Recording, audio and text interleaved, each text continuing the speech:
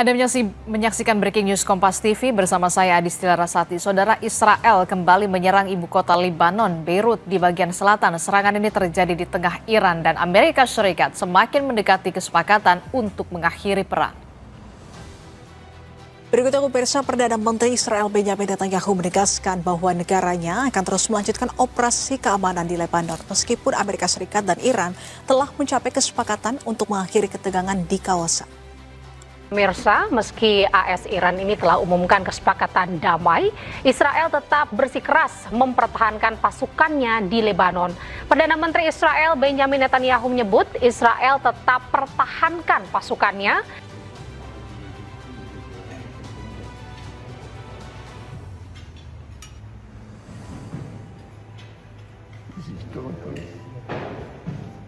Yes.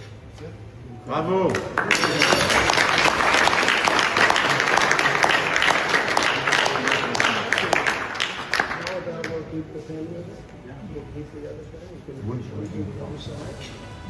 Good job. Great job. Bravo.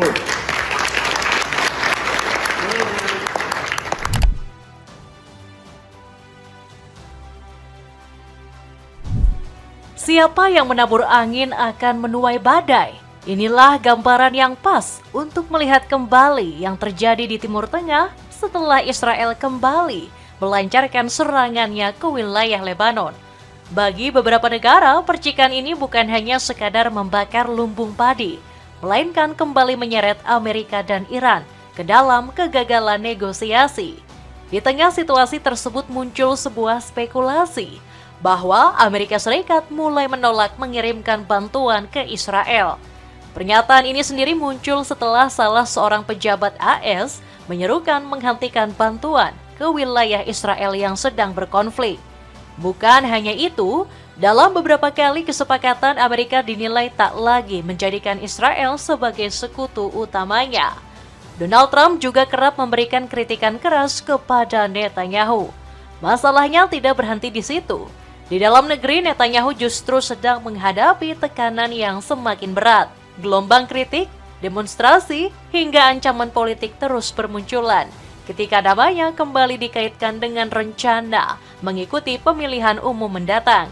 Situasi ini membuat pemerintah Israel menghadapi tekanan dari dua arah sekaligus.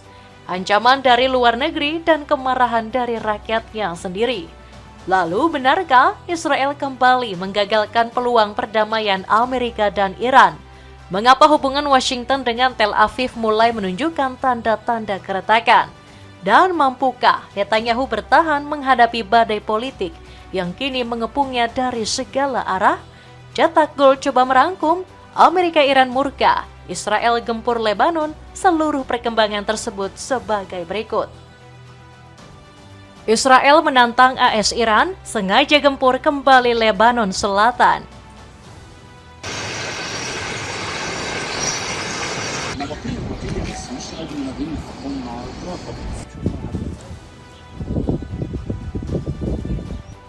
Israel kembali menabur bara api pertikaian. Serangannya ke wilayah Lebanon Selatan pada hari Rabu, 17 Juni 2026 ini dilakukan ketika kesepakatan damai antara Amerika dan Iran sedang terjadi.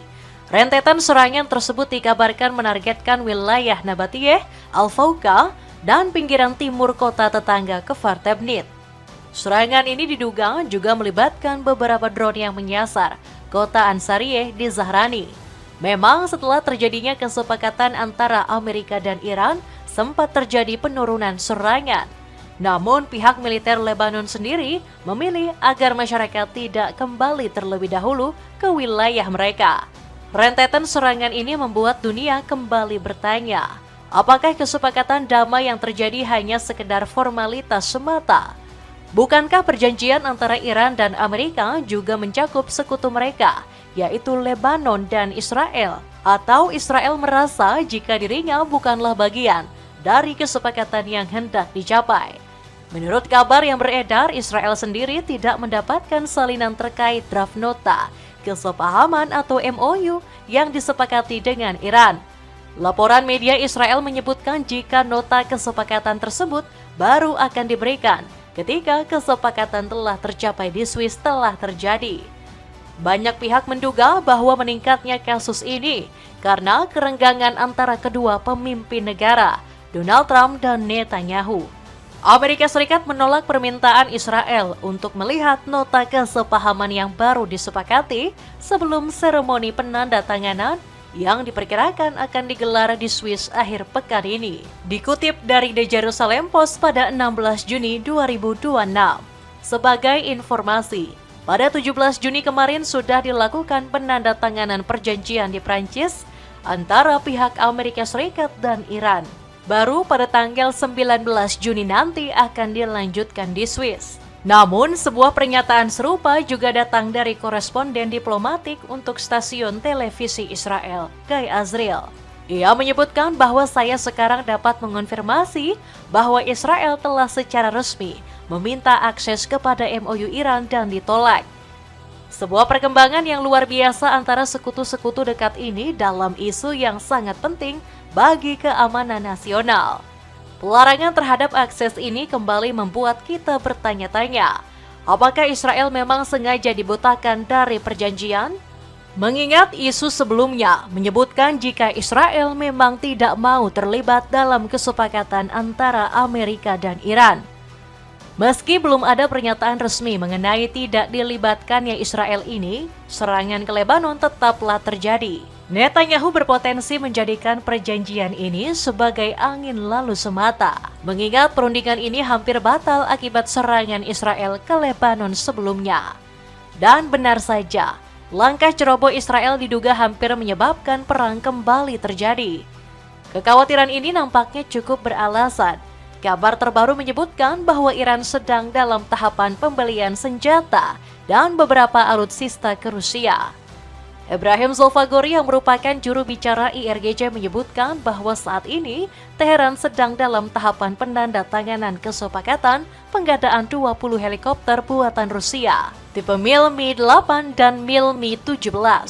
Pembelian persenjataan ini sendiri dilakukan beberapa hari setelah AS dan Iran mencapai kesepakatan awal. Kebijakan pembelian senjata ini mengisyaratkan satu hal, Iran sebenarnya tidak percaya dengan gencatan yang dilakukan.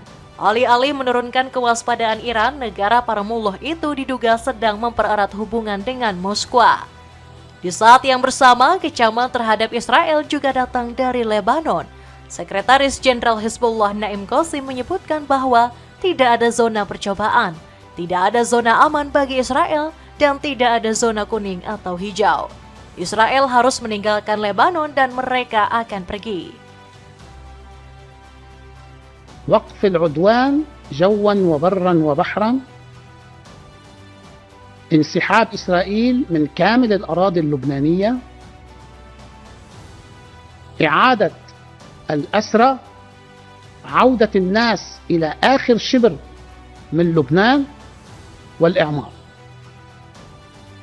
وفي إطار النقاط الخمس ينتشر الجيش اللبناني. Sikap Hizbullah ini menunjukkan bahwa mereka sama sekali tidak berniat berdamai dengan Israel. Mengingat selama ini Israel kerap kali melanggar perjanjian gencatan senjata. Tak mengherankan apabila Iran justru memperkuat kemampuan militernya. Namun Iran sendiri sebenarnya sudah cukup diuntungkan dari perundingan tersebut. Pasalnya menurut informasi yang beredar, Iran akan dikucurkan dana investasi sebesar 300 miliar US dollar atau sekitar 5.342 triliun rupiah. Kesepakatan ini merupakan bagian dari kerangka perjanjian damai antara Amerika dan Iran yang akan ditandatangani 19 Juni di Swiss. Pemberian investasi ini dirancang untuk memberikan insentif ekonomi kepada kedua belah pihak demi mencapai kesepakatan akhir perang. Perusahaan-perusahaan yang memberikan investasi ini dikabarkan berasal dari AS, negara Teluk, Asia, Amerika Selatan hingga Afrika. Donald Trump tarik semua bantuan, persilahkan Israel diserang Iran.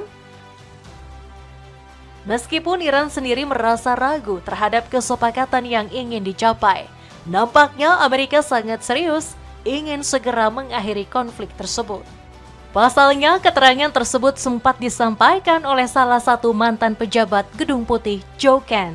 Ia merupakan mantan direktur penanggulangan terorisme di Gedung Putih yang menyatakan bahwa demi meningkatkan kemungkinan bertahannya kesepakatan dengan Iran, maka bantuan ke Tel Aviv harus dikurangi. Dalam sebuah akun X-nya, ia menulis, Israel telah menggunakan setiap kesempatan untuk menggagalkan kesepakatan ini, dan kemungkinan akan melanjutkan jalur yang sama di masa depan, kecuali Washington mengambil tindakan pencegahan.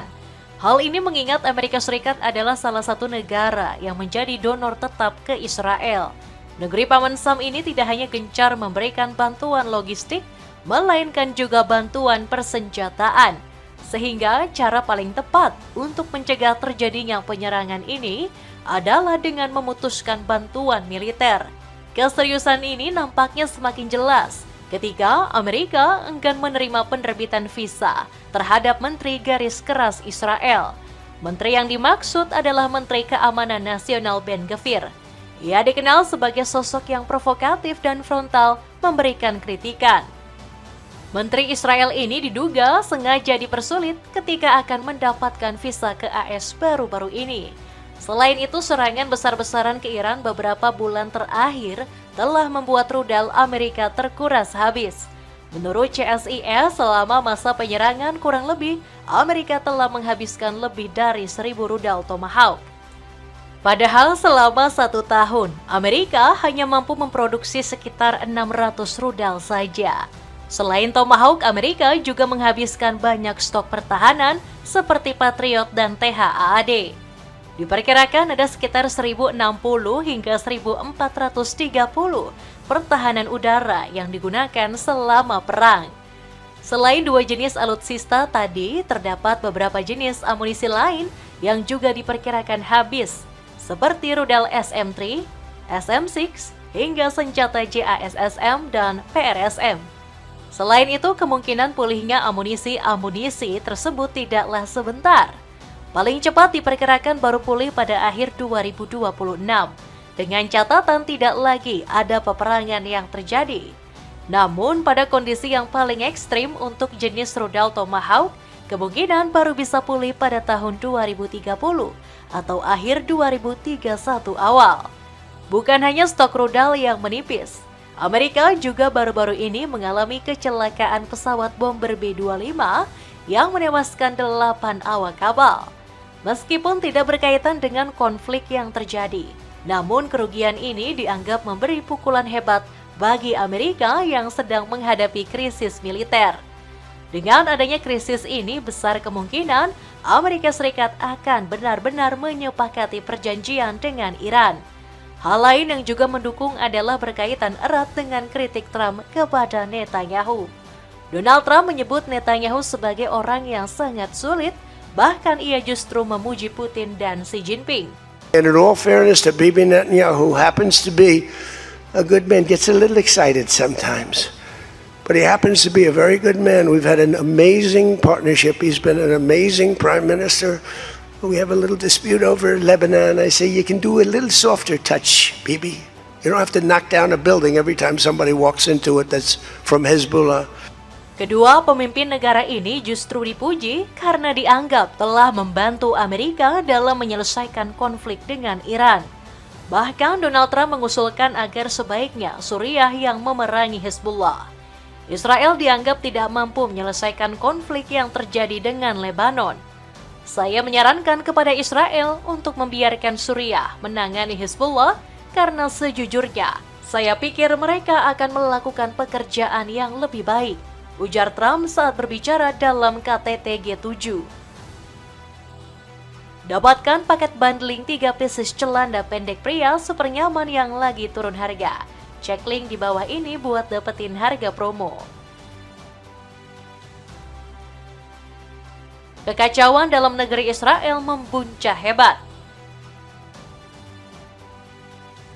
Di tengah kritik keras dan sindiran Trump, Netanyahu juga sedang menghadapi pilihan yang sulit. Pasalnya di dalam negeri ia kerap mendapatkan kritikan dan sindiran serupa. Nasib Netanyahu berada di ujung tanduk.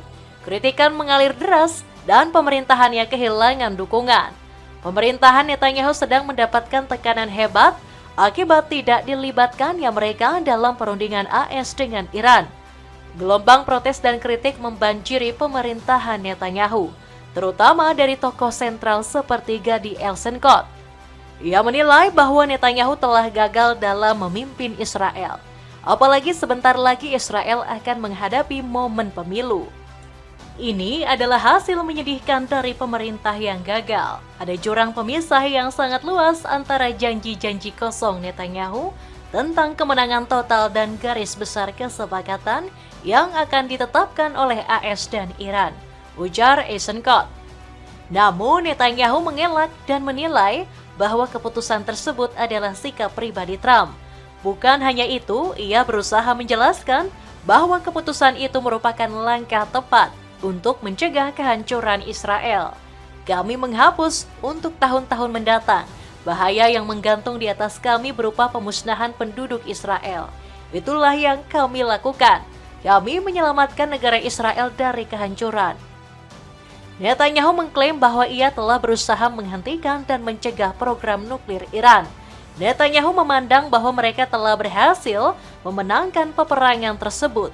Namun langkah Netanyahu ini sepertinya tidaklah selalu berhasil. Kepercayaan terhadap dirinya telah lama runtuh. Netanyahu dianggap telah gagal menumbangkan pemerintahan Iran. Padahal sebelumnya ia sempat menjanjikan akan mengakhiri rezim pemerintahan Iran.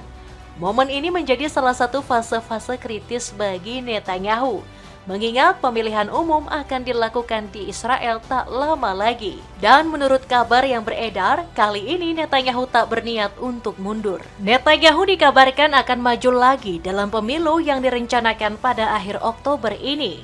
Saya akan maju dalam pemilu dan berniat untuk menang, ujar Netanyahu. Pengumuman ini disampaikan di tengah krisis kepercayaan terhadap Netanyahu yang semakin sulit dikendalikan. Bahkan Donald Trump pun sempat meragukan jika Netanyahu akan kembali dalam kontestasi ini. Di sisi yang lain, Netanyahu juga dikabarkan sedang mengalami isu kesehatan yang sulit diabaikan. Isu tersebut berkaitan dengan tumor otak yang sempat ia idap. Meskipun ini adalah berita lama, kemungkinan ini tetap mendapatkan banyak sorotan.